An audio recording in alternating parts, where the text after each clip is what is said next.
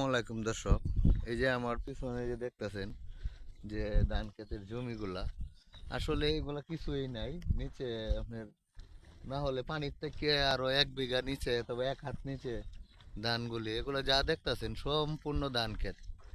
এই সম্পূর্ণ ধান ক্ষেত, আসলে এটা বলার কিছু নাই।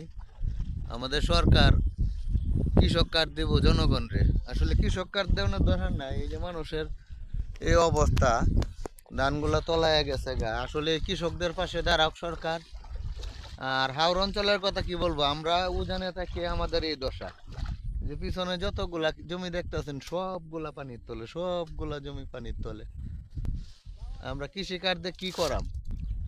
ধানে যদি আমরা না উঠাই তাহলে কৃষি কার্ডে কি করাম? এগুলো সব দেখতে কি পানির অবস্থা তলে।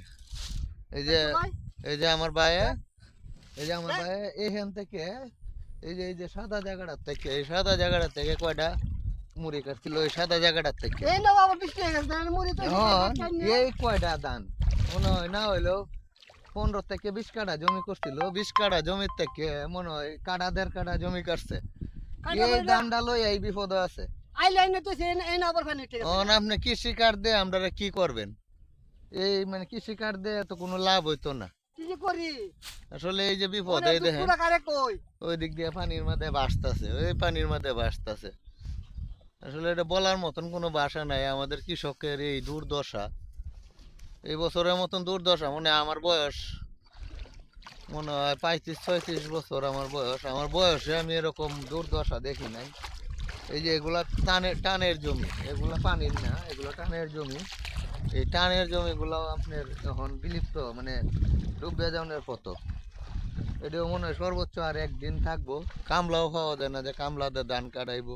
এই পানির মধ্যে মেশিনেও ধান কাটা যায় না। এখন কি করা যাইব?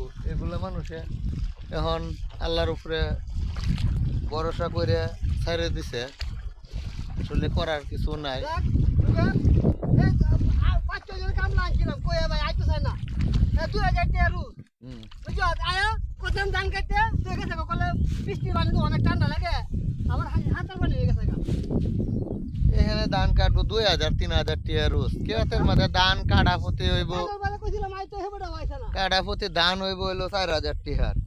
কামলারে দেলানি লাগবো আপনার 3000 টাকা। 3000 টাকা যদি কামলারে কাটা প্রতি দেওয়ান লাগে, তাহলে এই ধান কাটতে কি করব? খরচ হয়েছে মনে হয় প্রতি কাটাতে আপনার 2000 টাকা খরচ। 3000 টাকা নিব কামলা, 5000 টাকা। 5000 টাকা যদি খরচ করে 4000 টাকার ধান লয়, 1000 টাকা তো এমনি লস। এর থেকে লস হইতাছে, মানে কৃষকরা এই আশায় আছে যে লস হইতাছে, আমার পুরাটাই লস হোক, পানির তলে পড়ে থাক, কি করব? সরকার এই বিরোধ এই এই এই দিক দিয়ে সরকারের পদক্ষেপ নেওক। কৃষকরা যারা জমি ডুবছে এদিকে পদক্ষেপ নেওক।